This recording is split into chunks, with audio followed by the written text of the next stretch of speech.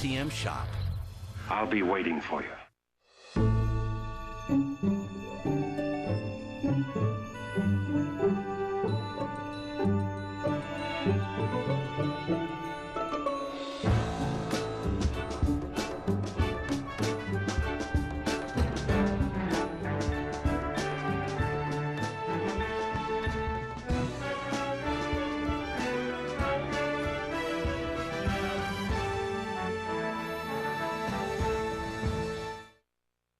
Hi, I'm Robert Osborne. We've been spending this evening with Jane Withers, the most successful of the many Moppets who were developed by Hollywood in the 1930s in hopes of finding another money machine like Shirley Temple.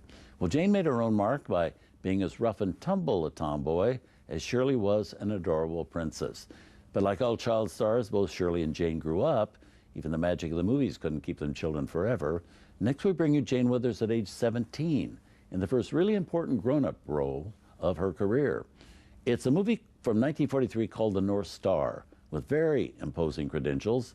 It was produced by Samuel Goldwyn, co-produced by William Cameron Menzies, and directed by Louis Milestone, with cinematography by James Wong Howe. The story and screenplay came from Lillian Hellman.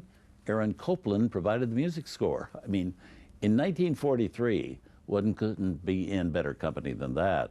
The cast is also top of the line, headed by Walter Houston, Ann Baxter, Dana Andrews, Eric von Stroheim is in it, Walter Brennan, Ann Harding, Dean Jagger, and Jane Withers. Jane no longer a child, but a young adult. There's also a teenage Farley Granger in what was Farley's film debut.